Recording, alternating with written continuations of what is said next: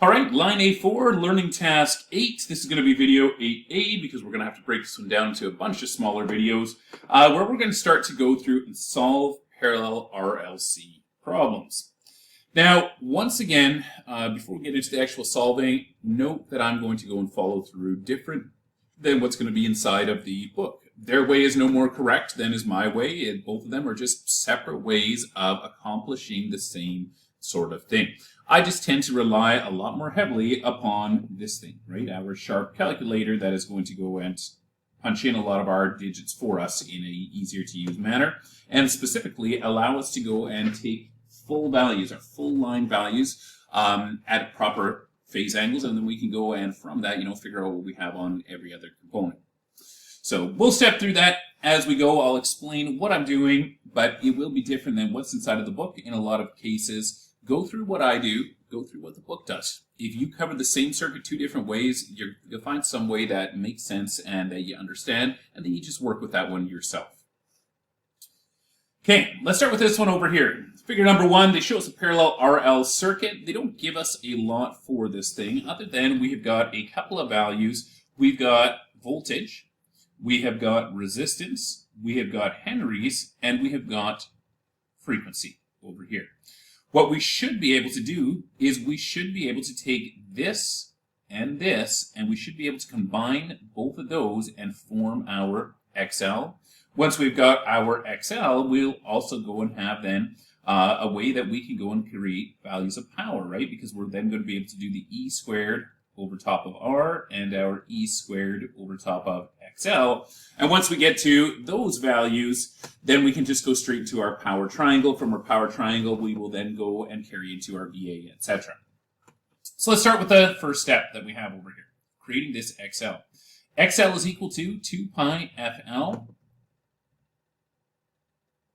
So we'll go and punch in this as our L value in henries, 0.04. This is my F value here for my frequency. Erase all those ones, we don't need that anymore. So 2 pi times 60 times 0.04, which gets me out to a value of 15.08 that we are going to go and have. They round theirs up to 15.1 inside of here. We can leave this thing at 15.08, or we can round it up. It really doesn't matter that much. It's not going to make a huge difference, but I'm going to stick to this 2 decimal systems inside of here. So 15.08 ohms XL. Make sure you're identifying your ohms when they're impedance, XLs, etc. with that little subscript. We'll place that one right over here on this one, 15 ohms XL. Lovely. Now that we have got that, what we can do is we can take our line voltage that we have, and we know that we're going to be dropping the full voltage across here. We're also going to be dropping the full voltage that's going to be across here. You'll note that this one over here at this point is a theoretical inductor. They're not showing us practical inductance, which would go and have that resistive component inside there. We will do some of those later on, but they're starting, by breaking us in gentle here.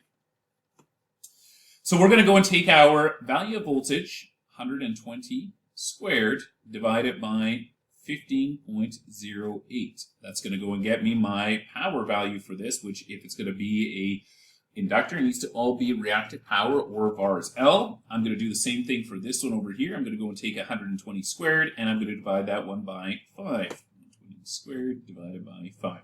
We'll punch both of those in. We'll see what we get for our power values.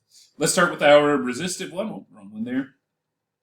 Our resistance, so this is going to be, look at that, 120 squared divided by 5. Gets me to a value of 2,880 watts. Place that one over here. 2.88 kilowatts that we are going to go and have. We're also going to start drawing out a power triangle because we love the power triangle because it doesn't lie to us. We don't have to worry about which one we're going to be working inside. So I've got my watts. We'll start with that section over there. Next one that we're going to take a look at is going to be this XL. That formula, XL is going to be used with my voltage to go and form my VARs. So we'll do 120 squared divided by 15.08, which gets me to a value of 954.9. 954.9 vars L. Make sure we're going to identify that as being 8 vars L. We're going to take those vars and we are going to go and place those vars up top. Now I know that when we're dealing with inductance in a parallel circuit, that current values get drawn down below.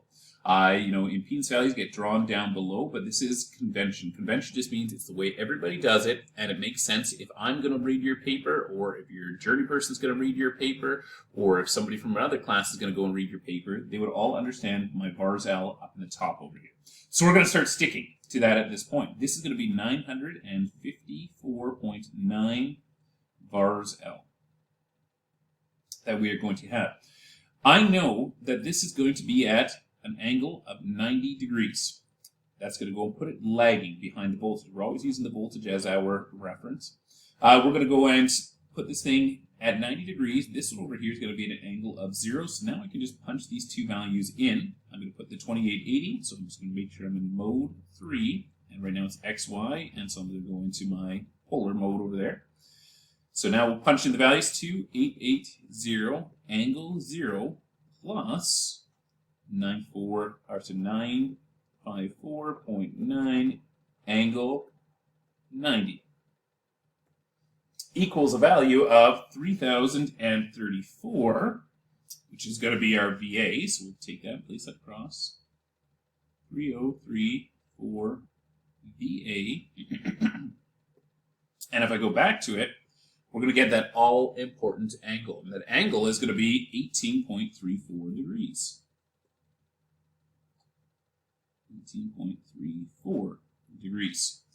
Perfect. Now that we have got this, what we're going to be able to do is we're going to be able to go and use that angle and this VA to go and develop a bunch of other really, really useful stuff to us. Let's start by parachuting these numbers down onto our drawing. I'm just going to erase all of these numbers because I've kind of made a big mess of it over here. We're going to place in some numbers nice and neat now, and then we're going to go and work backwards from those. So let's start by placing in this VA. So this is going to be 3034 VA. I know that my theta is going to be 18.34 degrees that I'm going to have over there. That's what we've solved so far. I'm going to come back to that in a minute. Over here, I know that this is going to be 2880 watts. And I know that for this one over here, I'm going to go and have 15.08 ohms. XL, and I know that I'm going to have 954.9 bars L. Okay, that's all that we have solved so far. Now let's go and take a look at what we have in this section over here. We want to work back as quick as we can to our sum totals over here, because once we have these, now we can go and take this VA, we can divide out the volts, we can get the line current. Then I can take the line current and I can go and create a second triangle off of it. Also, I can go and immediately jump over to my power factor. Let's start with the power factor. That's going to be the cosine of our angle. So cosine of 18.34 equals a power factor of 0.949. So we're going to go and say power factor equals 94.9% that I'm going to go and have. Lovely. Okay, let's go and take a look at our VA. 3034 VA that we have.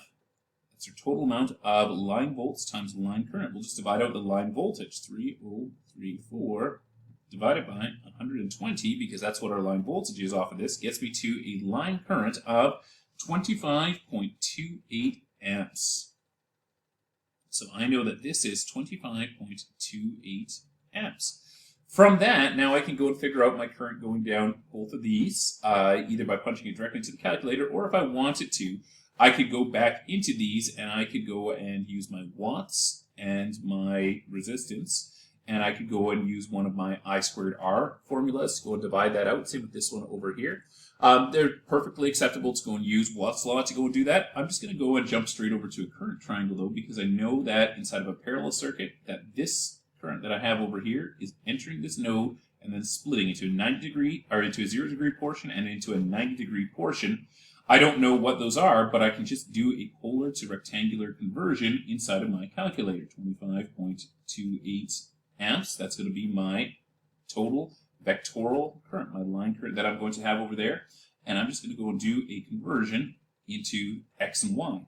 You're going to use that same angular degree. So 25.28 at an angle of 18.34 equals, so now it's stored into memory, and now I'm just going to do that conversion, convert to XY.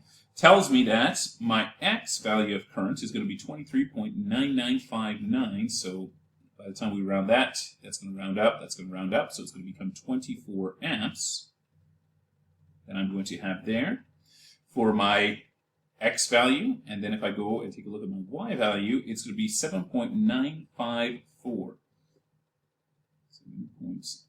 7.95 amps over here. Well, what are these amps? Anytime that I've got something that's going to be on my Y, that's going to be a VARs value that I'm going to have. Therefore, that would have to be from this over here. This is going to be 7.95 amps that I'm going to have through there. This is going to be my X value. Anytime it's resistance, it's always the X, so it's going to be 24 amps that I'm going to have over there. All right, anything that we are missing? Oh, it's circuit impedance. Okay, this is where VA really comes in. It's the last thing that we have not calculated yet is my circuit impedance, but this is where VA gets really, really useful to us because I've got my VA, I've got my volts, I've got my amps, and I know that R is equal to E over top of I. So if I've got a resistance value, let's say the total circuit impedance, I know that whatever I'm putting out for my volts over top of whatever I'm putting out for my amps over here is going to go and give me that total impedance. This is wonderful. You know, we don't have to do that inside-out triangle that's going to screw us around. Instead, we're just going to drop in our values that we have, 120 over top of 25.28, and that's going to go and give us our impedance.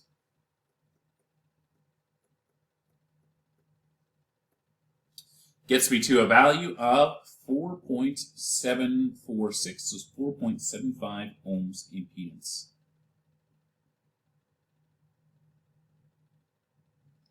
Is going to be my total for that circuit. Okay, that is our first parallel RL circuit. If you go back through what they're doing, they tend to do a lot more of working with Pythagoras inside of there, and then converting directly into those current values, etc. And then they jump back out of there.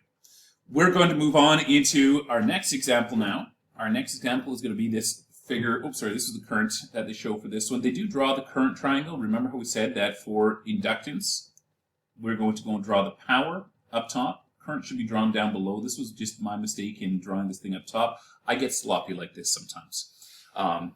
It's not that I don't know where my components need to go, but it's just usually I'm trying to push through the teaching and writing and drawing all at the same time, and sometimes I just forget which side it is. As long as you keep track of what's inductive and what is capacitive in your mind, you're going to be fine. Okay? As long as you draw anything that's inductive, either going to the top, and anything capacitive going down to the bottom, you're going to be fine inside of that circuit. The angles themselves are not so hypercritical as long as we always see opposition. If I had IC, it would have to be in opposition over here because that's where my IL is going to be. Same as if I had IC over here, I could draw my IC going in this one. It would be in opposition, and I would still be able to get to a correct answer. All right, let's take a look at figure number 3 over here.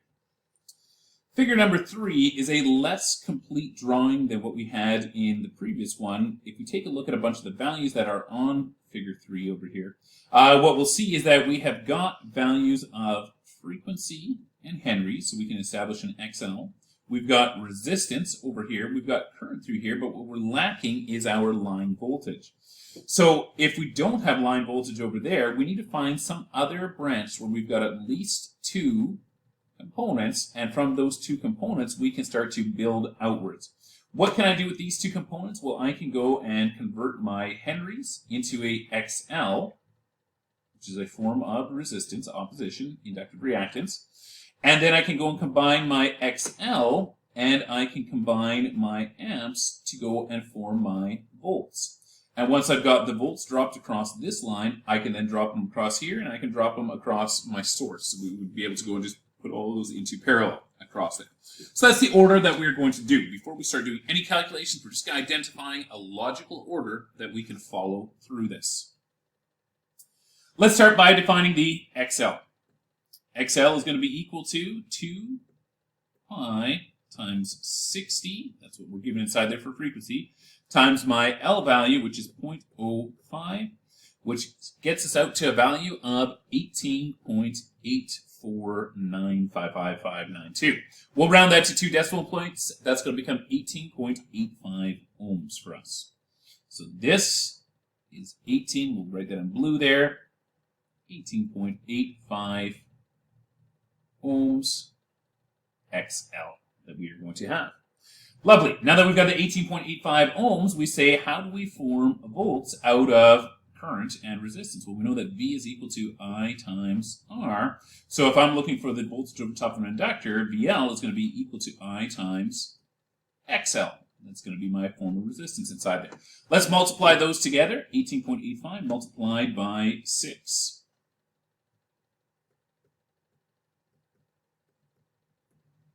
Gets me to a value of 113.1 volts that we have. So we have now got our value of voltage over top of here, 113.1 volts, which means that that same value of volts is dropped over top of here and is also going to be dropped over top of here. 113.1 volts, 113.1 volts. Okay. Now, where do we move inside of here? It depends on whether you're the book or whether you're going to be me. I'm going to go and work off of a power triangle because we can go and establish power once again through that E squared over top of R. I could go with, my resistance and my voltage or something like that, establish currents and find net total current and then use that over here, which is what they're doing. But I prefer to go straight to these powers as quickly as possible. All right, so let's take that calculator. We'll start with this one over here. We'll go to our watts. That's going to be 113.1 squared over top of 8 ohms. 113.1 squared divided by 8 ohms of resistance, which is going to go and get me to a value of 1,598.9 or 95 that we're going to have. We're going to round that one to 1599 watts. My guess is that they're probably shooting to try and get this thing to 1600 watts off of it. But that's, just different than what we have inside of here. We'll put this one down, though, as being that full 1599 watts that we have here. So 1599 watts over here. We'll do the same now with this one. We're going to have to go and use my XL of 18.85 and my 113.1. Divided by, that's from the last one there. So this one over here is 18.85. E squared over R gets me to a value of 678.6. We're going to round that one to 679 over here. 679 bars. And it's going to become my vars L over here. So we've got that now, the watts, we've got the vars L over here. What we can do is we can now punch those into the calculator at their phase angle. This is going to be at 0 degrees. This is going to be at 90 degrees. And from that, we can go and establish my VA. And then from the VA, we will just work backwards into my line current and into my total impedance for this thing, as well as we're going to go and establish that power factor off of it. We'll add these vectorially now. 1599 at an angle of 0 plus 679 at an angle of 90 degrees. When we do that, we come out to a value of 1599, which looks suspiciously like what we have there, and that's because we're still inside of our XY mode. So we're going to do this convert to polar. And it tells us now that we're in polar, polar always gives us the vector sum across there. The other one just gives us the two components. We got 1737 as being our magnitude, 1737 VA. I'm going to put that down inside of here as well, 1737 VA. And then we're also able to go and take out our angle, 23 degrees.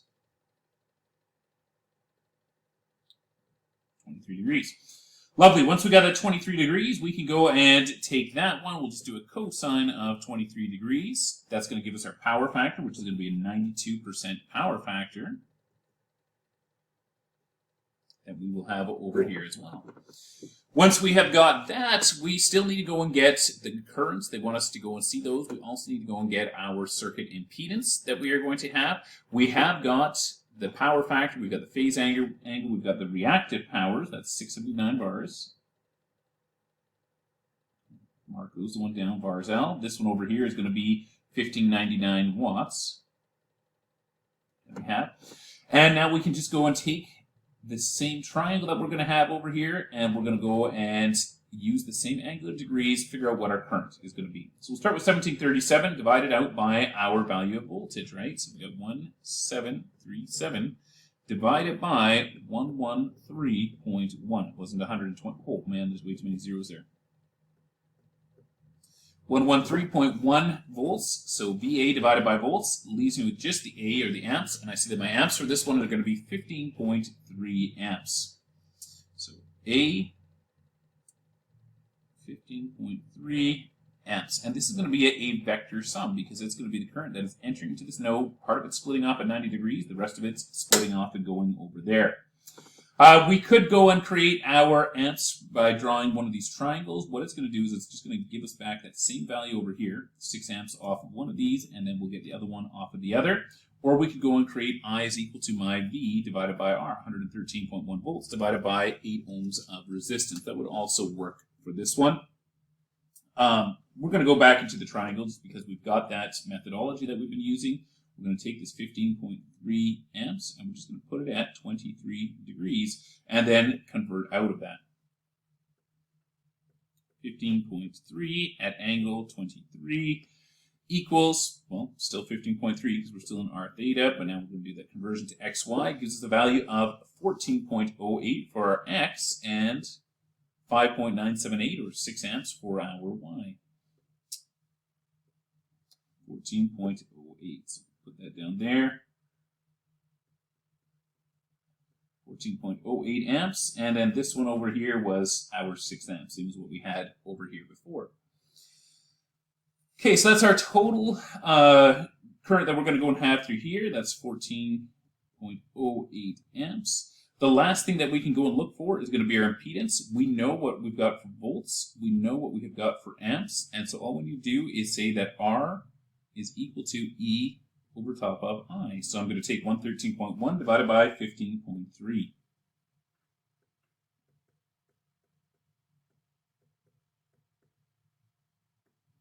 Gets me out to a total impedance of 7.39. 7.39 ohms of impedance for this circuit. Perfect. Okay, anything that we're missing from there? Line voltage, we have that. Current through the resistance, line current, circuit impedance, reactive power, that's our circuit power factor. We've got that phase angle. Nope, we've got everything that they were asking for. Just once again, alternate methodology. Go through theirs, compare it, work with whichever system obviously is going to work for you the best. All right, we're going to break from this video here. We're going to move into another video where we will go take a look at our RC circuits next.